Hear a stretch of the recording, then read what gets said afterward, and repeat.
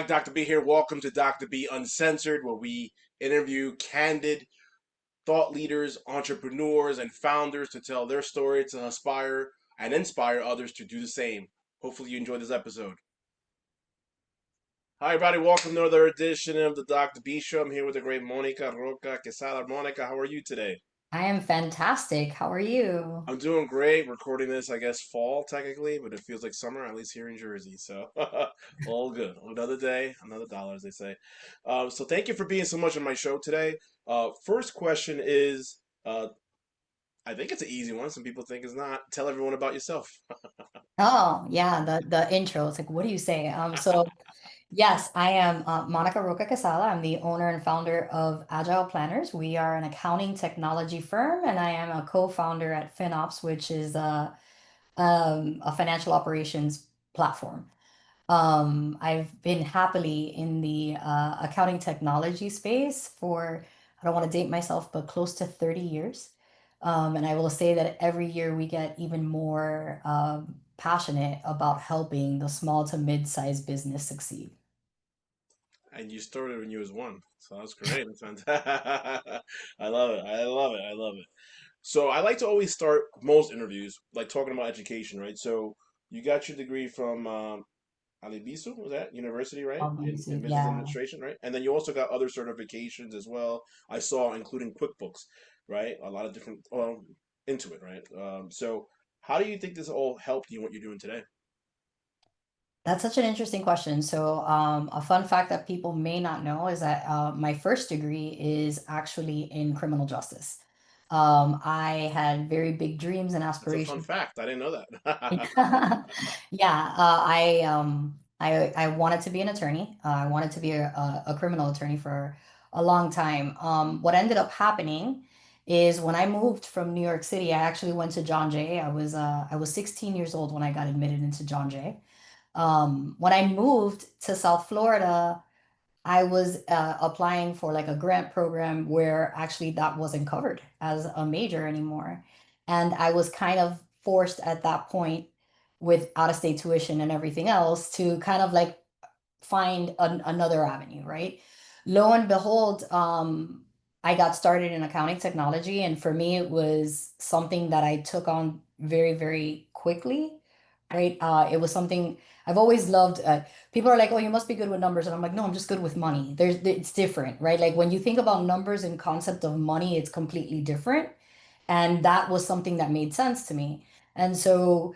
I quickly finished my degree, my associate's degree at that point. And then I was like, I don't know, I don't really being a CPA like seemed to be very compliance focused. And for me, it's always been about the storytelling. Like, what do these numbers mean? I didn't want the numbers to fit in a box. I really wanted to understand what they were. And so I ended up pivoting to get my degree in business. But what was really interesting about the program that I went through was it was actually an accelerated degree.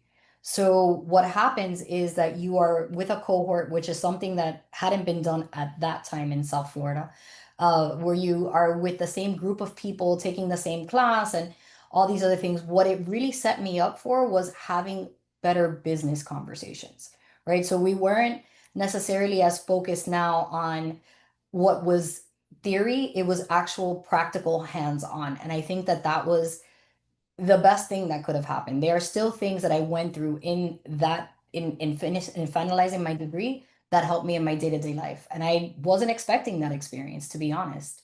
And South Florida, where I'm located now, all of the schools are very, very well, all schools are very proud, right? And Yeah. their alumni network is very strong, right? So you'll hear a lot of people that will only hire if they're FIU alum, they only hire FIU, same with UM, stuff like that. But that was actually challenging in the beginning of my career, to be honest. But now I'm really grateful that I went a different route. I love that, and we'll discuss all that, in the next couple minutes, right? So I love that. Awesome. So, you had various experiences as well, right, throughout your career, and then like you just mentioned, right, you founded out Agile Planners and then FinOps, Agile Planners in 14, and then FinOps in 2022. Tell us, like, how'd you go about waking up and say, you know what, I'm gonna start my own gig? Tell me about how does that happen? That's a really interesting story too. So I actually out automated and efficient, and I was too efficient in two roles I was in.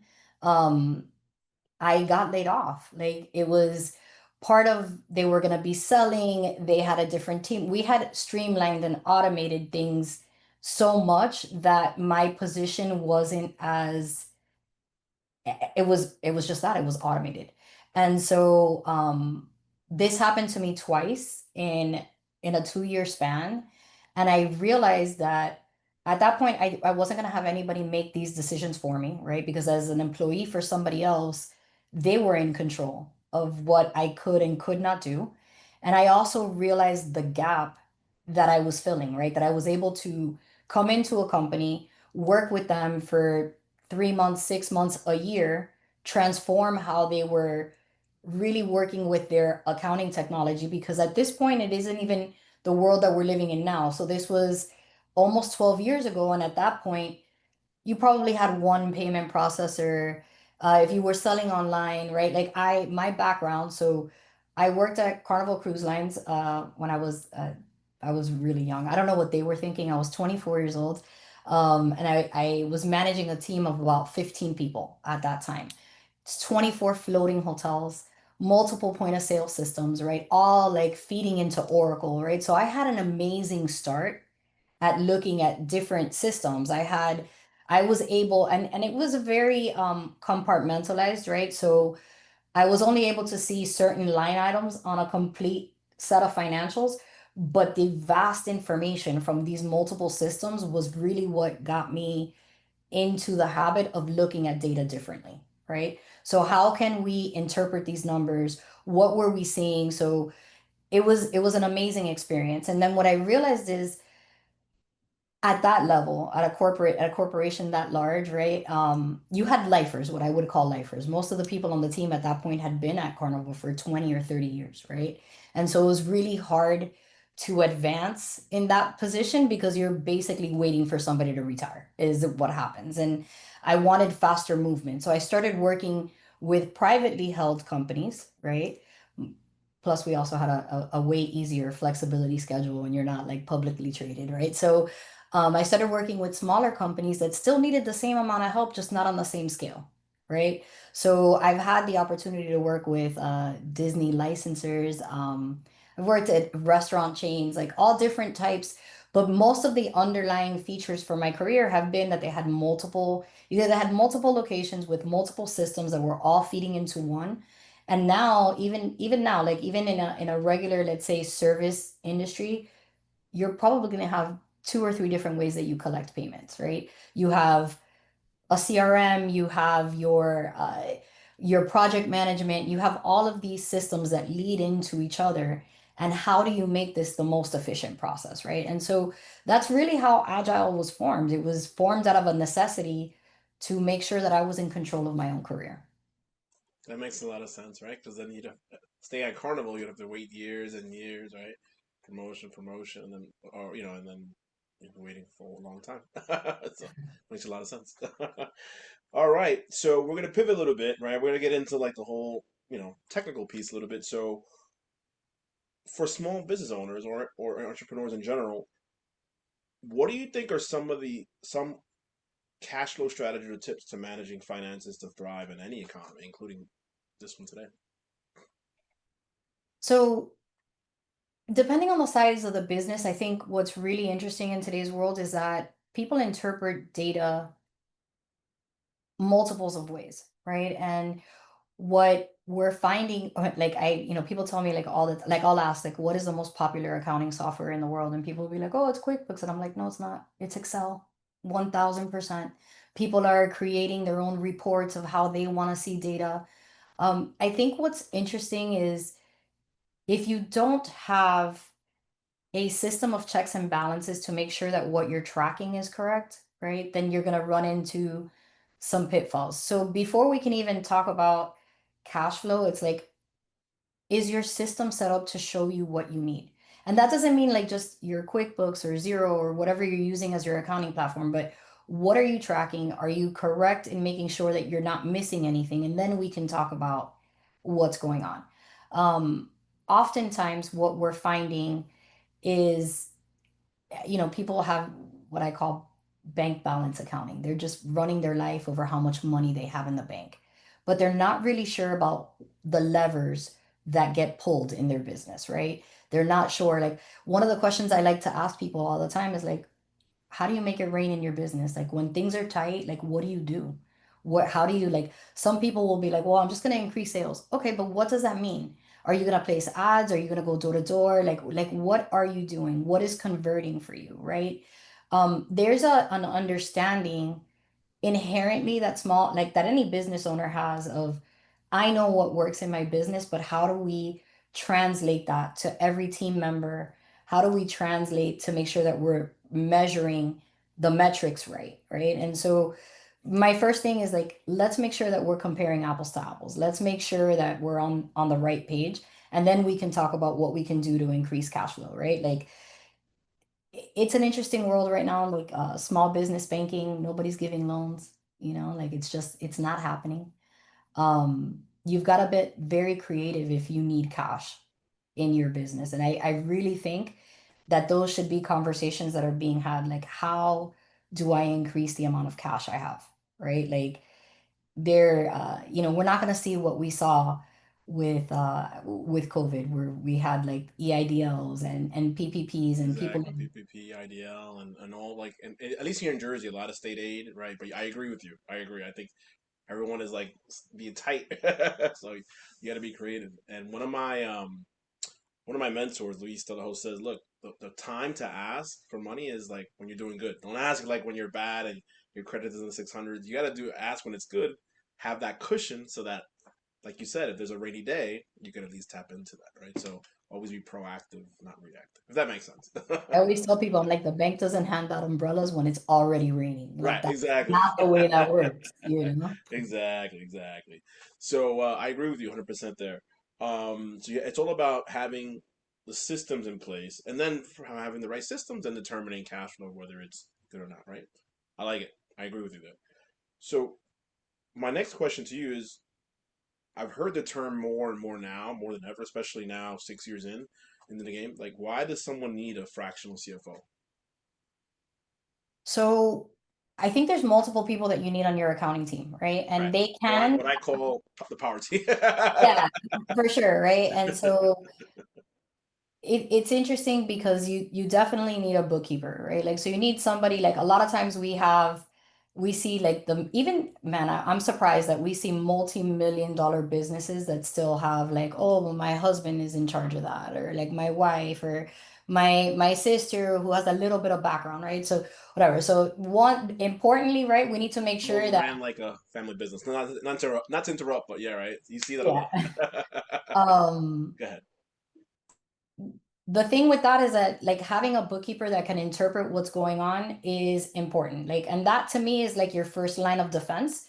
And like, because we can change where numbers sit if we're sure that we have them all, right? So what I'm saying with that is like, look, books that are reconciled are like, I don't, because I can come in and we can fix how things look in the sense of moving one thing from one category to another. But if we're not sure if that's correct or not, we have a problem, right? You obviously, not obviously, it's not like sometimes I get people that are like, I need a tax accountant, but I'm shopping for price. And I'm like, well, I mean, that depends, right? Like, you need to have a really good relation with your tax accountant. Why do I say that?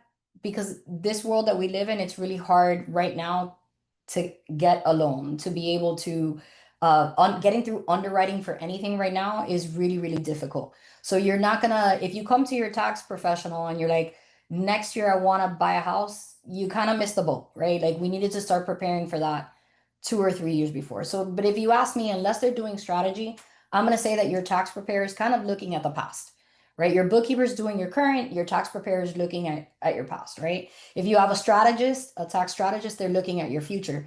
That space that a fractional CFO fills is the forward part. Where are you going? How are we going to get there? What's your 1 year plan, your 5 year plan, your 10-year plan, your exit strategy?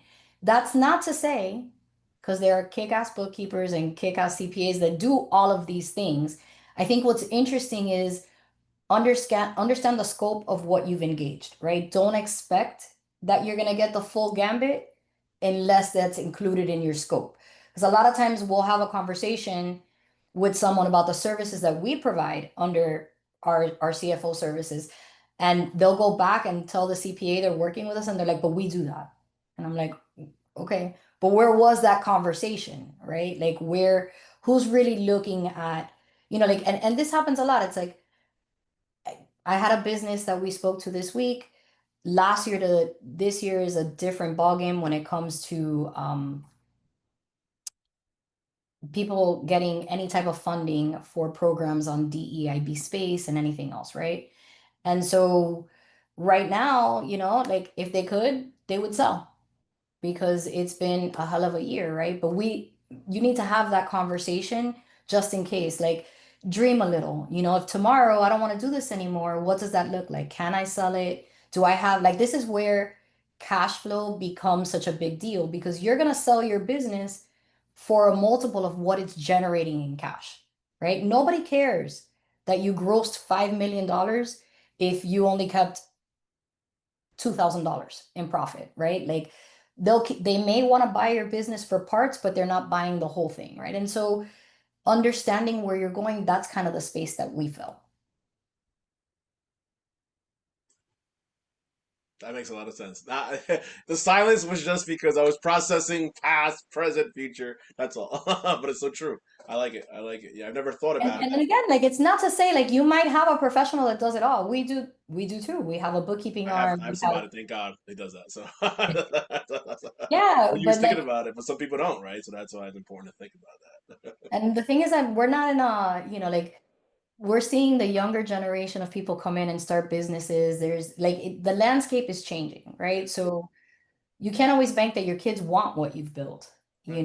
And if you're taking out every bit of profit that the company has, then what are you left with when you try to sell, right? Like, it's very different. Like, how are you going to explain that? There's people like, I am sure that you can read a P&L and L and balance sheet and know what's going on. Yeah. It's like, so if we're not positioning things, right, because we don't know where you want to go, that's a problem. No, agreed. Agreed 100%. So that's why you need a fractional CFO or someone like you to help out. Now this is a whole big thing. I'm invested myself into my own AI, right? AI this, AI that. I was just talking to my guy who set up my CRM, and we have a chatbot, and we're working on a couple of other cool things because we want to stay ahead and not behind, right? So, my next question is like, how can companies you think harness or even leverage technology, but to streamline their operations and growth? So AI is such an interesting space, right? And in the accounting and finance world, there's all this fear that AI is going to take over and take our jobs. And I think that when it comes to compliance, right? Like when it comes to coding things, when it comes to understanding what a charge, an expense, something along those lines, definitely that landscape's going to change. Um, AI is only as smart as, in my opinion, right? Like, I mean, if you ask me what's the job of the future, it's definitely going to be prompt engineering, right? So it's only as smart as what you are programming it to do. And so in that, it's understanding the frameworks of what you do, right? Like, how do you systematize what you do over multiple landscapes, right? I think that that's the best way to look at how you can incorporate AI into your business. Now, from a smaller perspective, I would say, okay, look at things that are repeatable. Look at things that like to me it's a little intimidating because you're hearing all these like, listen, I have a personal assistant that I've built as I have full-blown conversations, right?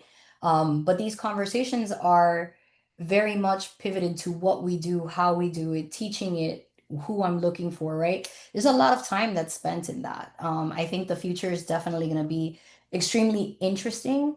Um, but right now, think about how frustrated you are when you have to answer a chatbot and you just want to talk to somebody. You know what I mean? I still think we have a long way to go. I agree. Yes, the chatbot could answer a lot of the questions, but sometimes you do need that human touch. So we're a long ways to go from that. And even when you do talk to a machine, they're like, "Can I talk to human?" Zero. I keep hitting zero on the. Like that's the thing, like how frustrating is it when you go to like you don't want to give the whole or like you do. You go through the whole process of typing out what your problem is and they're like, "No, I can't help you." And I'm like, "Okay, why did it?" You know what I mean? Like Right. Why would I waste that my time? that like and I think we're just a little bit of ways from that. But in our day-to-day use, absolutely. Absolutely, there's ways that we can streamline, save time, automate, right? Like I feel like that's my biggest thing. Yeah. Yeah. And just figuring out again, but there is the setup portion of that, right? Like and understanding what you want repeated consistently in your business. And I think for a lot of small to mid-sized businesses, we get used to doing things in a certain way and change is uncomfortable, right? So the faster we adopt, the easier it'll be. Yeah, agreed. I agree 100%. And I'm always adopting, so that's good. Um, Earlier, you discussed past, present, future. I like how you frame that. But tell us the difference between a CPA and a CFO. So, I mean, it depends on what the skill set is for the CPA, right? Because there's plenty of CPAs that I know that are actually doing more bookkeeping. They're not in tax, right? Tax in itself, like the way that I'll equate it is doctors, right? Like you have your general physician, right? But if you're having a problem with your heart, you may get some ideas from your general physician, but you're going to go to your cardiologist, right? And so you need a specialist for whatever you're working on. If my situation is right now that I want to look at the best ways to streamline what I'm paying in tax, then my CPA is likely going to be the best person to do that if they're still practicing tax. There's a lot of CPAs that are not practicing actual like yearly taxes, but they're doing more like litigation, things of that nature, right? So I think it's just really important to understand what they're specializing in, right? Like, and again, I don't think people or business owners shop around for accounting professionals for what they need, right? You could have someone that's really good in e-commerce, but's probably not good in like or as good in service, right? Like so getting someone that is very knowledgeable with what you're doing as a business and what systems you use is also going to be huge, right? And again, there is overlap for sure, but what do they specialize in? Like I'm not a fan of raising capital, right? So I'd probably not be the best fit for someone that's looking to raise capital, right? I'm more on the systems Has a that heart. I'm just kidding. I'm just kidding. I'm just kidding. but it's important, right? Because someone comes to me and they're like, "Look, I'm looking to raise capital. I want to gain investors or whatever." I'm probably going to refer them out to someone that really that's in their wheelhouse, right? Now, if you're talking about I want to streamline the 17 different applications that we're using in my business on the backside and how it deals with my accounting and finance, I'm your girl. 1000%, right? So that's where it comes down to. It's not really about the title or what you do, it's really what you specialize in. That makes a lot of sense between the CPA and CFO, right? It's really about shopping around what works for you and your systems, right? You can't just don't just hire any CPA or any attorney to defend you, right? It has to be the one that's best suited for your case. Using that as an example, so I agree 100% there. Um, you also, I know I saw you got certified and into it on QuickBooks, so I wanted to ask you this question. So a lot of people get stuck in this, right? So how can someone, what's the best advice you give someone to streamline their QuickBooks? Is it organizing a chart of accounts? Is it working with their bookkeeper or CPA or whatever? It can get overwhelming for some business owners. How can folks streamline that as best as possible? So the first thing I would say is, unless you're like us, and like meaning like this is your jam, like, is the actual is being in QuickBooks. The first question is, do you want to own that? Right? Like in the beginning, I get it. You're kind of wearing a lot of hats in your business, and that's fine. But is this a space that you excel at? Right?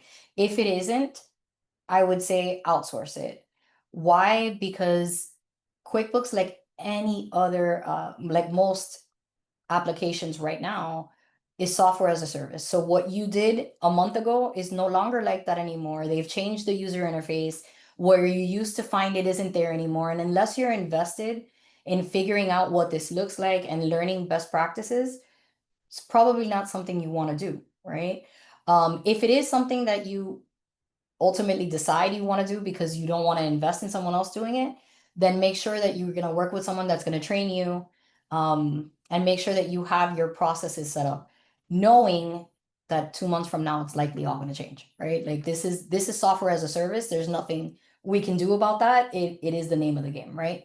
Um, I have been certified in every Intuit product, even including field service management, like anything they've had, right, for the last 20 odd years.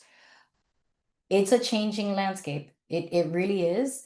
And it's like saying when you have someone, it's another specialty, right? Like this is what we do. We know what the changes are. We've had conversations with developers. We understand what's coming down the pipeline. We're invested in consistently being trained to use this product. If that's not what you want to do, my best advice is don't. Like find somebody else to do it. You know what I mean? And I say that because not knowing where you stand in your financials is the worst thing you can do, right? If you really don't understand what's going on, how can you make decisions, right? Or you're making decisions with after the fact information. Just not something that I would recommend. But if you really want to get invested, I mean, look, there's so many training opportunities out there.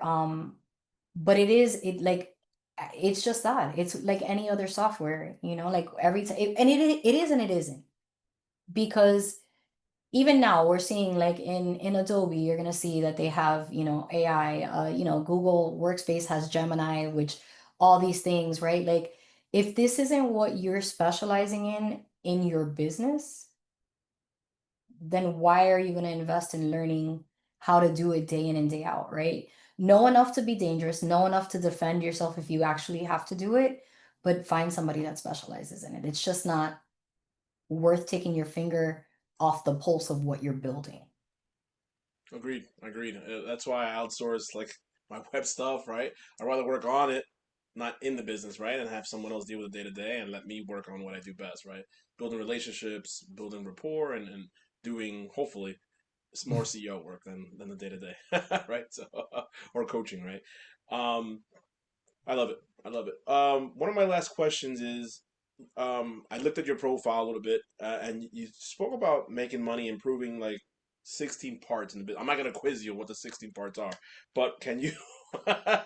What are some of the things that folks should look You don't for? want to know all 16 on like in the next Tell me 10 number three. Tell me number four. I'd um be impressed if you did, but it's okay. But just tell me what folks should be looking for.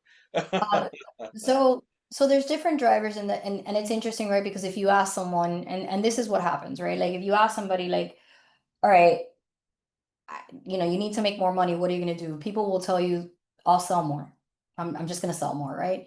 Not realizing that selling more, if your cost or your price, if your cost is too high, your price is too low, if your operating expenses are too high, if you haven't looked at all the different pieces, right, then that doesn't solve the problem, right? We see it happen a lot where people grow too fast, right? Where they're selling, but they just can't keep up with it. But again, they're behind in really understanding what's happening in the business to be able to catch it. And all it does is create a cash flow problem, right? So if you're not stocked on inventory, if you have to get the product out, if you're paying for expedited shipping, all of these things play a part.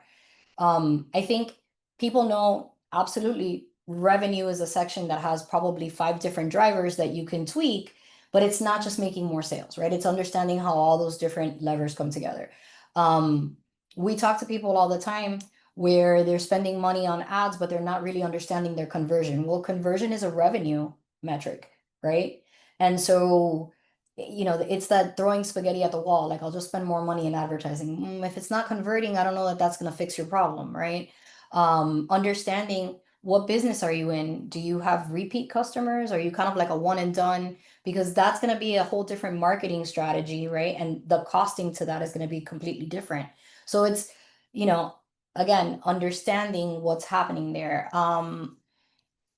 Generally people will be like, okay, I need to cut costs, but what does that look like, right? Like, do you really understand what it goes into to costing your product? There's probably sneaky little things that you haven't looked at. And again, nobody goes into business for that, right? Like if I sell, Monica's widgets, all I want to do is get my widget out to the world, right? Working with someone to help you understand that is where you have the most impact. And then when we talk about cash flow, like there's a lot, particularly in the smaller business. And when I say small business, I'm talking about, like $500,000 to a million. I feel like that's the toughest space, where they're making money, but they're not really understanding what's happening. So it's like understanding what distributions look like. Are we setting that up properly? If you've taken on debt, how are you paying debt back? Right? Like, or are we just making minimum payments? Understanding the impact that's going to have, and looking at different strategies to make sure that you're keeping your rainy day fund in your business, right? We'll see people, and we've had it, right? Like, I've had business owners who are like, I don't carry debt. I'm like, "Yeah, I don't know. Cash is king in my world. I want to hold on to cash, right?" So looking at all those different metrics and understanding what pulls the lever of each. I think that's what's really important. Makes a lot of sense. You got to be able to, like you said, cash is king, and what levers of what things you could do to kind of make sure that keep that happen, right? So I love that. Thank you so much for answering that question. I'm not gonna quiz you what all 16 things. I Well, but think there is a downloadable, like I'll share, we can share the link where it'll give you a breakdown on all the number six. one, cash. Nah, number two. And don't worry, guys, there will not be a quiz on it, so it's all good. My last question is, what final advice you could, we're living in some interesting times. You spoke about earlier today how your client was, and I've seen it too on LinkedIn. Folk, all of a sudden they're like AI expert or expert at something else, and DI is kind of slowly, at least for the time being, because of what's going on, in the climate wise. Like, what advice would you give to small business owners today? Any tip? Really, like I think this is a time to dive, like to dig deep in your numbers and understand what's happening in your business, right? Like what we're seeing is people are holding on to cash, which not a bad, strategy in today's day and age, but at the same time, is that gonna hurt your growth, right? And if you can't answer that for yourself in your business, then please reach out and book a right fit call, right? This is what we love to do. We love to have conversations about what's working, what isn't working. And it's not always like it's lonely being a business owner sometimes, right? Like having somebody to talk shop with, because sure, you have your team, but you may not want to have a conversation about how much cash you're holding or what does that safety net look like, right? And so really sitting down with someone, having somebody else's opinion, because again, every financial professional you work with is looking at it from a different perspective. A bookkeeper's going to look at it like, did I catch everything? Is everything reconciled, right? A tax preparer is like, hey, look, can I fill out all these boxes that will delineate what I'm paying, right? But who's really going to sit with you on where you want to go? Like for some of us, and I've had a lot of conversations where we're just kind of like riding out the storm.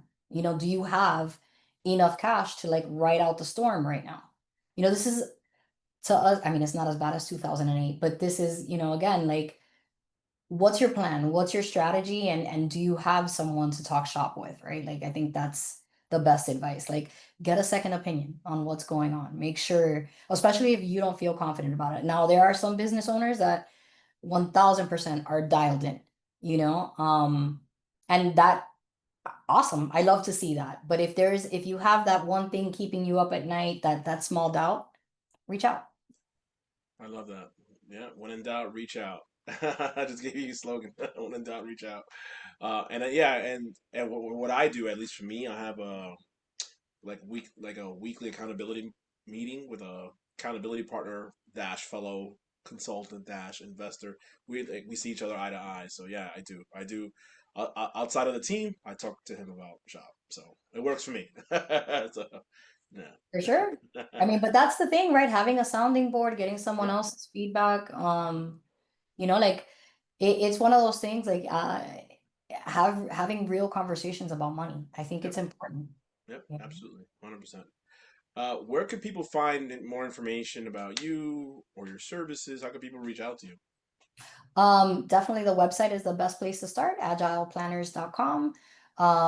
If you want to just cut the fluff, there is a book a right fit call right off the homepage. And it'll take you to a let's chat, 30-minute chat, and just kind of, have a conversation about whatever's on your mind. I love it. I love it. Monica, I enjoyed our conversation today. Thank you so much. Thank you so much. Can't even talk. Thank you so much for being on my show today. Thank you for having me. Thank you, Monica Roca Quesada, everybody. Take care. Hi, everybody. Dr. B here, Dr. B Uncensored. Hopefully, you enjoyed that episode. Remember, you are one big deal away. Please like, comment, and subscribe to the YouTube channel now. Take care.